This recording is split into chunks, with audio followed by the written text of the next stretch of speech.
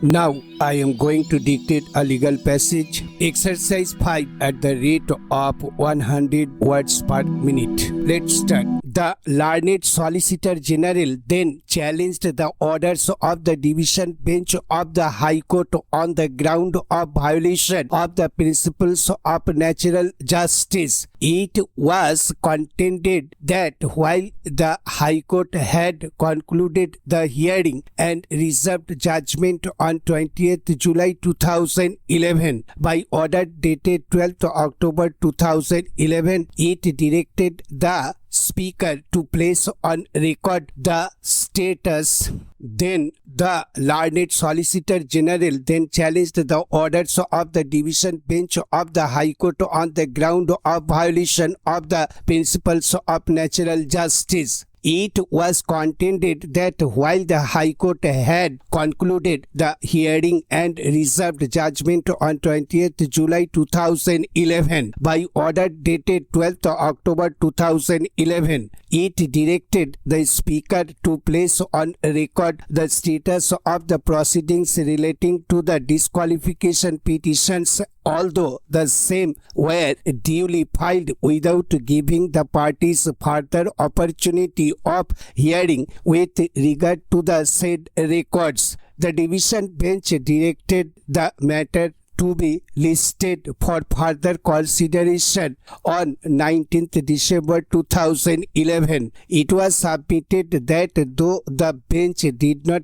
assemble on 19th December 2011, the Division Bench delivered the impugned judgment on 20th December 2011 without any further opportunity of hearing to the parties' para. The learned Solicitor General submitted that the procedure adopted was contrary to the law laid down in another case wherein it was stated as under. In view of the limited scope of judicial review that is available on account of the family clause in paragraph 6 and also having regard to the constitutional intendment and the status of the prosperity of the adjudicatory power, that is Speaker, Chairman, judicial review cannot be available at a stage prior to the making of a decision by the Speaker, Chairman, and a quick time action would not be permissible, nor would interference be permissible at an in-between stage of the proceedings. Exception will, however, have to be made in respect of cases where disqualification or suspension is imposed during the pendency of the proceedings, and such disqualification or suspension is likely to have grave, immediate and irreversible repercussions and consequence. The learned Solicitor General sought to re-emphasize the fact that the present case is not a case involving disqualification or suspension of a member of the House by the Speaker during the pendency of the proceedings, but relates to disqualification proceedings pending before the Speaker which were not being disposed of for one reason or the other.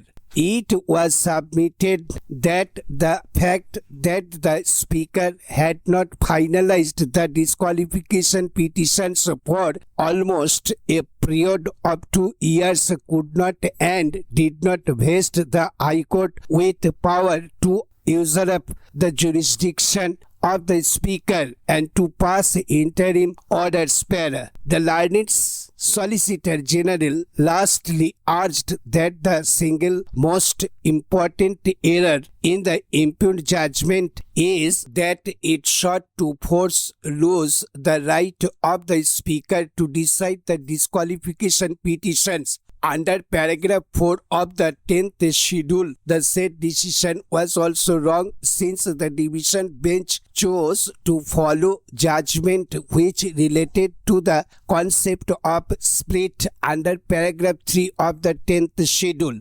which today stands deleted.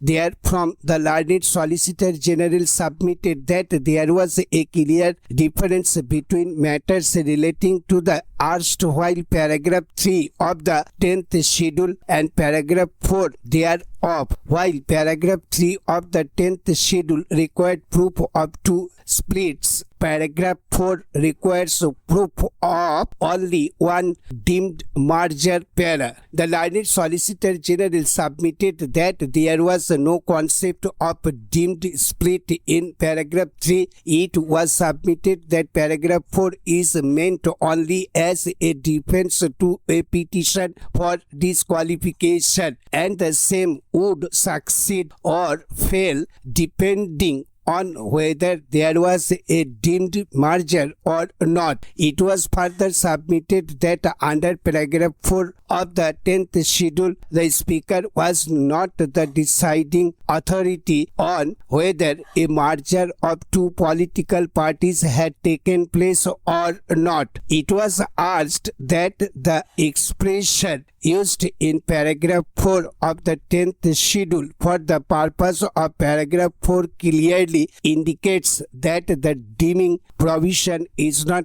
in addition to, but for the purpose of paragraph 4, which is entirely different from the scheme of paragraph 3, which uses the expression and thereby indicating that a split takes place only if there is a split in the original political party and at least 1/3 of the members of the legislature party also joined in. It was further submitted that the use of the expression if and only if in paragraph 4 of the 10th schedule is to re-emphasize the fact that the Speaker cannot decide whether merger of the original party had taken place, as he is only required to decide whether merger was a defense in a disqualification petition filed under paragraph 6 of the 10th schedule. The learned Solicitor General then urged the submission advanced on behalf